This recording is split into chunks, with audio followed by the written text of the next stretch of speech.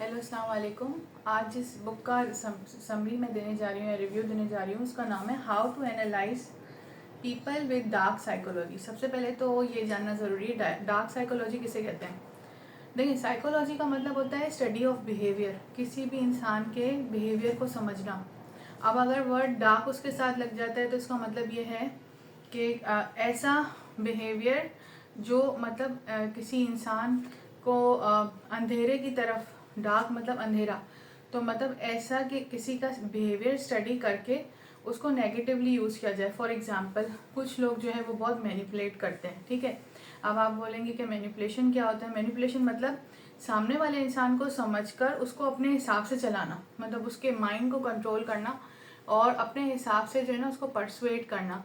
For example, आपने किसी से बात मनवानी होती है, जैसे बाज़ार में सेल्स पर्सन होते हैं, कभी कभी आप कोई चीज़ नहीं लेना चाहते लेकिन वो आपको परसुएट कर देते हैं, तो आपका माइंड रीड करते हैं, आपके रिस्पॉन्स और रिएक्शन से आपको वो चीज़ थमा देते हैं। फिर घर में आप आपके सोचते हैं कि ये मैंने क्यों ली, मुझे चाहिए नहीं थी, लेकिन आप उस वक्त वो ले लेते हैं, उस वक्त आप उनकी बात में आ जाते हैं। तो ये एक किस्म की मैनिपुलेशन टेक्निक होती है उनकी, ठीक है। अच्छा, हम क्यों ये बुक पढ़ें? तो इसकी वजह ये है कि हमारे सराउंडिंग में बहुत सारे मैनिपुलेटर्स हैं। अगर हम खुद मैनिपुलेटर नहीं हैं लेकिन हम अपने आप को उन मैनिपुलेशन से बचाना चाहते हैं तो नंबर 1 हमें इसलिए बुक पढ़नी चाहिए। सेकेंडली, जहाँ कभी ज़रूरत भी पड़ जाती है, जैसे एज अ पेरेंट या एज अ टीचर, हमें कुछ ऐसे स्टूडेंट्स के साथ डील करना होता है जिनसे हमें अपनी बात मनवानी होती है, तो उस वक्त ये टेक्निक्स काम आ सकती हैं, ठीक है। अच्छा, अब लोग मैनिपुलेट कैसे करते हैं? सबसे पहले तो एक ज़रिया है जिसको साइकोलॉजिकल टर्म्स में कहते हैं गैस लाइटिंग, ठीक है। गैस लाइटिंग क्या है कि फॉर एग्जांपल आपने कोई चीज़ कन्फ्रंट की सामने वाले की कि ये देखो ये आपकी गलती है, ठीक है, आपने ये काम किया, ये गलत है। अब वो सामने वाला अगर मैनिपुलेटर है ना, तो वो क्या करेगा, वो गलती का सारा ब्लेम आप पर शिफ्ट कर देगा। कैसे करेगा? वो कहेगा आप इसके लिए रिस्पॉन्सिबल हो, आपने मुझे प्रोवोक किया तो मुझसे ये गलती हुई, आपने ऐसा किया था ना तो मैं ऐसा हो गया, ठीक है। वो अपने ऊपर कभी भी मतलब रिस्पॉन्सिबल खुद को नहीं ठहराएगा, वो अपनी गलती का सजावार भी जो है ना वो आपको बनाएगा। और वो कैसे करेगा? वो ऐसे बोलेगा कि ऐसा तो हुआ ही नहीं था कभी, ठीक है, ये आपकी गलत फहमी है। मतलब आप खुद सोचोगे यार, एकदम के लिए सोचने लग जाओगे कि मतलब ये मैं सही कह रहा हूँ या ये मेरे से कोई गलती मुझसे तो नहीं हो गई, या मैं अपनी मेमोरी को भी डाउट करने लग जाओगे आप लोग, ठीक है। या वो बोलेगा कि ना इस बात का बतंगड़ नहीं बनाना है आपने। तो ये एक मैनिपुलेशन टेक्निक है। दूसरा है मिररिंग, ठीक है। मिररिंग का क्या मतलब होता है? मिरर मतलब आपका अपना इमेज ना, तो आप सामने वाले के इमेज को अच्छे से ऑब्जर्व करके उसकी कुछ जेस्चर्स जो है वो खुद कॉपी कर लें। वेट, तो जब आप उसको कॉपी करने लगेंगे तो उसको ऐसा फील होगा कि ये मेरी वाइब्स वाला ही बंदा है, ठीक है। और आप उसको ऑब्जर्व करेंगे, उसकी कुछ क्वालिटीज़ आप देख लेंगे, आप उसको बताएंगे कि आपके अंदर ये क्वालिटी, तो आपसे खुश होगा और फिर वो आपकी हर बात से ना मतलब चाहते हुए ना चाहते हुए आपकी हर बात पे अग्री करेगा कि हाँ आप सही कह रहे हो, आप सही कह रहे हो, क्योंकि उसकी और आपकी वाइब्स मैच कर गई, ठीक है। तीसरा, हम कैसे पता करें कि सामने वाला बंदा जो है वो या बंदी हमें मैनिपुलेट कर रही है? तो सबसे पहले जो इस बुक में तरीका बताया है वो कहते हैं कि वो बॉडी लैंग्वेज से होता है। आप जो है वो सामने वाले की बॉडी लैंग्वेज अच्छे से रीड करना जानते हो तो आप समझ सकते हैं कि बंदा झूठ बोल रहा है, सच बोल रहा है, कितना इंटरेस्टेड है, कितना इंटरेस्टेड नहीं है।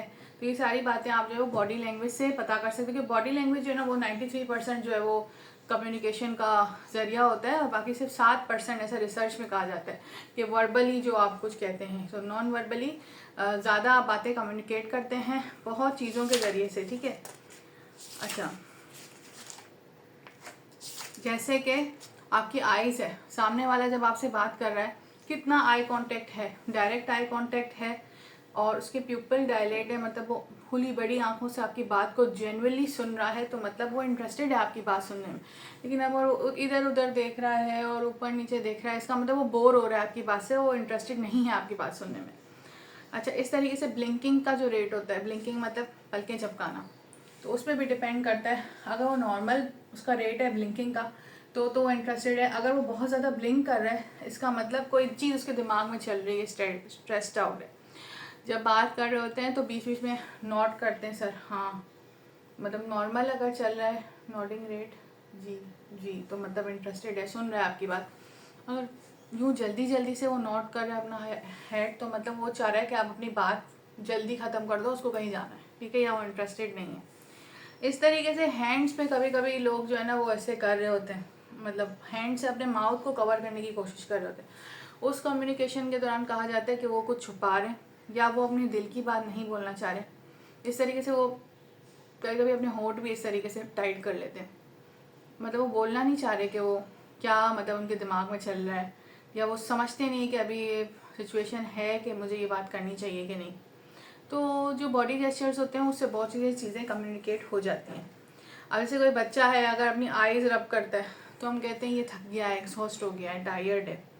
कोई ऐसे अपनी आईब्रोज रब करता है तो हम कहते हैं कि ये जो है वो कुछ सोच रहा है या किसी चीज़ के लिए परेशान है, ठीक है। अगर कोई अपने ईयर्स रब करता है तो इसका मतलब या तो उसको बात समझ में नहीं आ रही, या तो वो सोच रहा है कि सामने वाली मेरी बात समझेंगे या नहीं समझेंगे, ठीक है। अब इस तरीके से आर्म्स क्रॉस करते हैं तो कभी कभी तो ऐसा लगता है कि वो सामने वाले को अपनी कोई बात नहीं बताना चाहता है और डिफेंसिव मोड में आ गया। डिफेंसिव मतलब कि सामने वाला कोई भी ऐसी बात करे तो मैं डिफेंसिव मोड में हूँ, और ऑन द अदर हैंड बहुत आराम से चिल होके ऐसे बैठा हुआ है तो मतलब वो रिलैक्स्ड है, ठीक है। अच्छा, स्माइल देते हैं तो उस स्माइल से भी आपको पता चलता है कि वो बंदा आप में इंटरेस्टेड है या नहीं। फॉर एग्जाम्पल जेन्युइन स्माइल वो आपको दे रहा है, मतलब आपकी बात गौर से सुन रहा है, उसकी आईज़ की जो प्यूपिल है वो डायलेट हो रहे हैं, इसका मतलब वो बात में इंटरेस्टेड है, ठीक है। अगर वो सार्केस्टिक स्माइल दे रहा है, तंजिया स्माइल, तो यूँ करेगा, मतलब उसकी जो स्माइल है ना मैं शायद दे नहीं पा रही हूँ, वो सार्केस्टिक, आपको पता चल जाएगा कि ये बंदा तंजिया स्माइल दे रहा है, ठीक है। और इसके अलावा जो है वो और भी बॉडी लैंग्वेजेस से आपको बहुत कुछ पता चल सकता है, तो डिटेल में फिर आपको बुक पढ़नी पड़ेगी। मैं आपको एक रफ आइडिया दे रही हूँ कि किस तरीके से यहाँ पे मेंशन किया हुआ है, ठीक है। अच्छा, उसके बाद मैं कंटिन्यू करती हूँ कि मैनिपुलेटर्स कैसे प्ले करते हैं। मैनिपुलेटर्स आपका फियर, जो आपका खौफ होता है ना, वो जानने की कोशिश करते हैं, मतलब आपका वीक पॉइंट, और फिर उसी से खेलते हैं। फॉर एग्जाम्पल, ये आप काम कैसे करोगे, ये तो आपसे होगा ही नहीं, इसके लिए आप क्या करोगे, मतलब वो आपसे खेल रहे होते हैं और आप रिएक्शन देख रहे होते हैं आपका। दूसरा, अगर मैन्युलेटर कोई है तो वो one side of the story बताता है, पूरी स्टोरी या पूरी बात, कंप्लीट बात आपको कभी भी नहीं बताता, क्योंकि वो खुद को प्रूव करना चाहता है कि मैं सही हूँ और सामने वाला जो है वो सही नहीं है, ठीक है। तो ऐसी बात बताएगा जिससे उसको खुद को फ़ायदा हो। तीसरा, जब आप खुश होंगे ना तो वो उस बात का एडवांटेज उठाएगा। जैसे हम बहुत खुश होते हैं ना तो हम प्रॉमिस कर लेते हैं जल्दी से, यार आज मैं बहुत खुश हूँ, मैं पार्टी दूंगा, ठीक है। 3-4 दिन के बाद वो आपको पार्टी भारी लगती है कि मैं कैसे दूंगा। अच्छा, टेक एडवांटेज ऑफ रेसिप्रोसिटी, मतलब मैनिपुलेटर्स जो होते हैं ना, अगर उन्होंने कभी भी आपके काम आए या आपको कोई फेवर दिया तो उसके बदले आपसे ऐसी चीज़ मतलब वो डिमांड करेंगे जो शायद आप ना दे पाओ, या आपके लिए देना मुश्किल हो, या नो कहना मुश्किल हो। लेकिन कहा यह जाता है कि देखें, आप फेवर के बदले फेवर ज़रूर दें, लेकिन कोई ऐसा फेवर है जो आप नहीं दे सकते, जो बहुत मुश्किल है, जो शायद गलत है, तो आपको उसके लिए स्टैंड लेना चाहिए और नो बोल देना चाहिए, ठीक है। अच्छा, इसके अलावा वो जो मैनिपुलेटर्स होते हैं वो क्वेश्चंस बहुत पूछते हैं आपसे। उसका ये मतलब नहीं है हर क्वेश्चन पूछने वाला गलत हो गया। अब जो इंटरव्यूअर होता है वो भी क्वेश्चन पूछता है, जो थेरेपिस्ट होते हैं वो भी क्वेश्चन पूछते हैं, वो तो फिर आपके भले के लिए पूछ रहे होते हैं, आपको जानने के लिए पूछ रहे होते हैं। लेकिन मैनिपुलेटर्स जो ज़्यादा क्वेश्चन पूछते हैं ना, वो वीकनेस जानने के लिए पूछ रहे होते हैं, ठीक है। और इसके अलावा कुछ मैनिपुलेटर्स ऐसे होते हैं जो साइलेंट ट्रीटमेंट देते हैं। फॉर एग्जांपल, कोई कपल है, उसमें एक कपल में से कोई एक मैसेजेस कर रहा है, कॉल्स कर रहा है, मनाने की कोशिश कर रहा है, पर दूसरा उसको जवाब नहीं दे रहा। वो मैसेजेस देख के हंस रहा होगा लेकिन उसको जवाब नहीं देगा, ठीक है। लेकिन सामने वाला परेशान हो रहा होगा, वो और सॉरी कर रहा होगा, और परसुएट करने की कोशिश कर रहा होगा, मनाने की कोशिश कर रहा होगा। तो ये होते हैं मैनिपुलेटर्स, ठीक है। इसके अलावा इस बुक में बताया है कि ना इनसिक्योर पर्सन कौन होता है, उनकी साइंस क्या है। देखिए, इनसिक्योर पर्सन वो होता है जो ना अपने आप को सेफ महसूस नहीं करता, या वो सोचता है कि मैंने जितना भी काम किया ना, हालांकि उसने कितना कुछ भी अचीव कर लिया हो, लेकिन वो अपने आप को ना अंडर समझता है, ठीक है। नॉर्मल भी नहीं समझता, अबव एवरेज भी नहीं समझता, लेकिन लोगों को ये जताना चाहता है कि हाँ मैं कुछ हूँ, ठीक है। अब हमेशा वो डाउट की स्टेट में रहता है, ठीक है, अपनी स्किल्स पे डाउट करता है, हमेशा उसको ये परेशानी होती है कि मुझे कोई रिजेक्ट ना कर दे, मुझे कोई क्रिटिसाइज़ ना कर दे। अच्छा, उसकी साइंस आपको कैसे चलेगा कि ये बंदा जो है वो इनसिक्योर है? नंबर 1, फॉर एग्जांपल कोई लड़की है, ठीक है, वो खुद खूबसूरत है या नहीं है, वो अपने आप को जैसे इनसिक्योर फील कर रही है, तो सामने कोई खूबसूरत लड़की भी देखेगी ना, बोलेगी ये अच्छी नहीं लग रही, देखो उसने कितने गंदे कपड़े पहने, देखो उसको तो सेंस ही नहीं है मैचिंग का। तो वो मतलब खुद इनसिक्योर है, क्योंकि कोई भी सिक्योर बंदा किसी के बारे में ऐसे कमेंट पास नहीं करता। नंबर 2, जो इनसिक्योर पर्सन होता है ना, कोई भी एक्शन करता है, कोई भी काम करता है, उस पर डाउट करता है कि पता नहीं ये मैंने सही किया है या नहीं, मैं जब बोल रहा था तो मेरी वॉइस टोन सही थी या नहीं, लोगों को मेरा काम पसंद आया कि नहीं। तो हर बात में उसके दिमाग में यही चल रहा होता है, ठीक है। तीसरा, अगर वो इनसिक्योर आपके बारे में है तो उसको हमेशा ये खौफ होता है कि मैं इस बंदे को खो ना दूँ, मैं इस बंदे को खो ना दूँ, तो वो फिर उस बंदे के लिए या उसकी खुशी के लिए खुद को खो देता है, ठीक है। अब वो ऐसे भी करता है कि वो बंदा उसको जैसे भी मैनिपुलेट करे, वो उसकी मैनिपुलेशन में आता है, और जैसा वो बंदा कहता है या चाहता है वो बंदा वैसे ही करता है, खुद को खो देता है, ठीक है। तो खुद को नहीं खोना चाहिए, ठीक है। आप सामने वाले को अगर पसंद करते हो, आपको वैल्यू है उसकी, तो ठीक है, आप जो है ना वो उसकी बात मानो, हर चीज़ करो, लेकिन अपने आप को खोकर नहीं, ठीक है।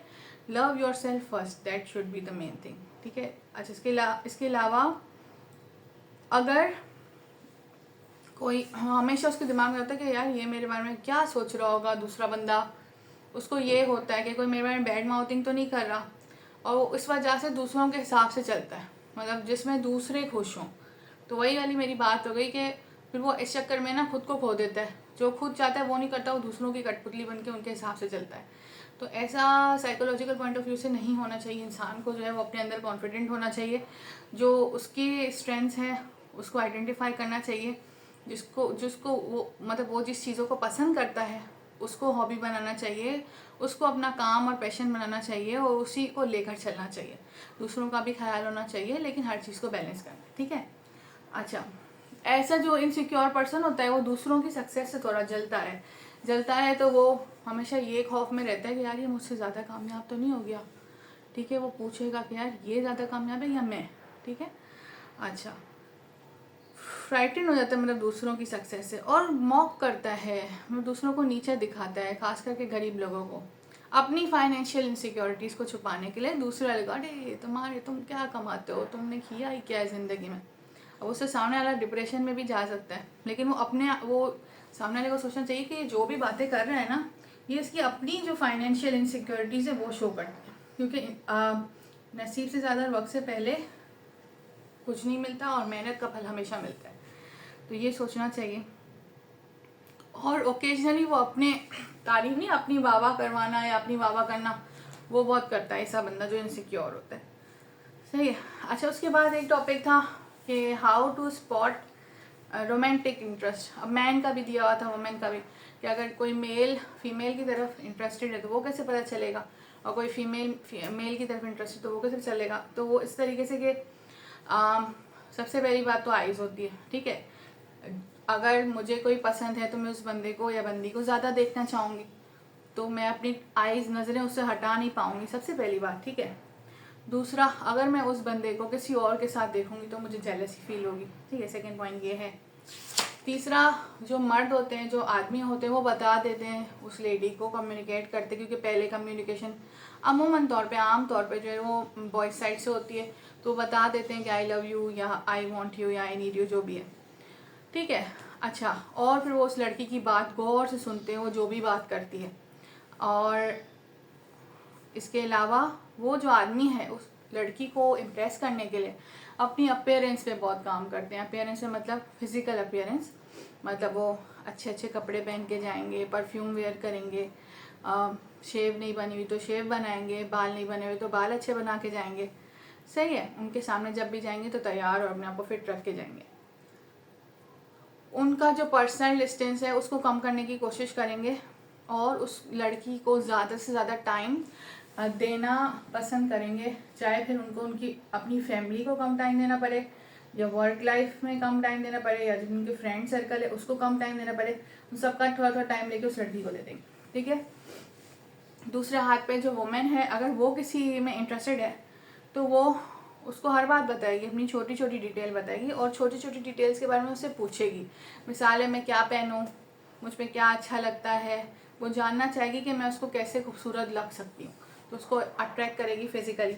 ठीक है, आप वो लड़की उसको बोलेगी आज यहाँ चलें घूमने, आज वहाँ चलें घूमने, तो वो बेसिकली उस मेल के साथ टाइम स्पेंड करना चाहती है।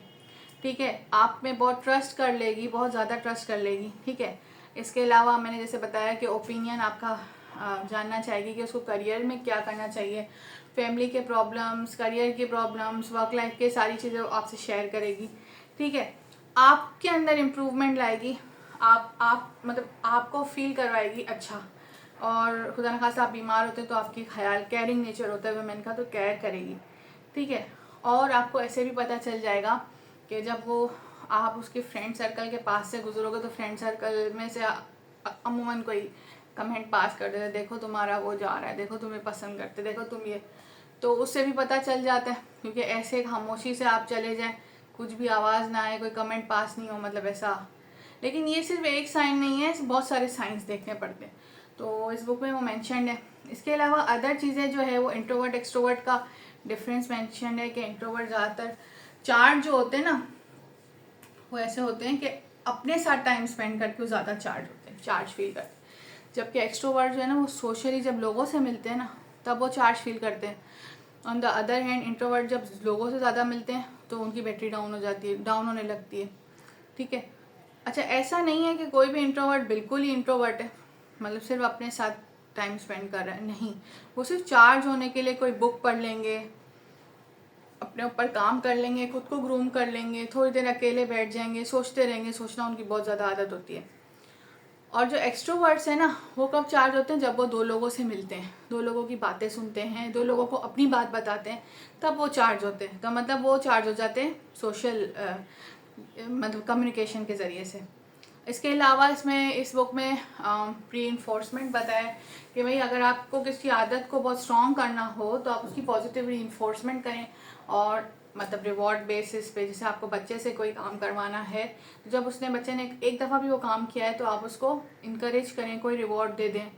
ठीक है, कि आज तुम्हें यहाँ पार्क में ले जाएंगे क्योंकि तुमने ये काम किया है, तो फिर वो एज ए रिवॉर्ड काम करता है। इसके अलावा कोई आदत बुरी छुड़वानी हो तो भी हम रिवॉर्ड बेसिस पे काम करते हैं, इसको रीइंफोर्समेंट बोलते हैं, पॉजिटिव और नेगेटिव होती है। इसके अलावा किसी को परसुएट कैसे करना है, उसकी कुछ टेक्निक्स लिखी हुई हैं। तो जो ज़्यादातर ऐसी साइकोलॉजिकल बुक्स या सेल्फ हेल्प बुक्स में इंटरेस्टेड हो तो उसको ये बुक पढ़नी चाहिए, जो लोगों के माइंड को रीड करना चाहते हैं। इसके अलावा ऐसी और भी बुक्स हैं जिनका रिव्यू इंशाल्लाह मैं उनको पढ़ के आपको दूंगी, जैसे read people like a book, games people play. ठीक है, तो ये 2-3 बुक्स हैं जिससे आपको इंसान की साइकोलॉजी समझ में आती है, और जितना ज़्यादा आप समझेंगे, जितना ज़्यादा ऑब्जर्व करेंगे, उतना ज़्यादा आप लर्न करेंगे। उम्मीद है आपको कुछ ना कुछ मिला होगा सीखने के लिए। अगली वीडियो तक के लिए अल्लाह हाफिज़।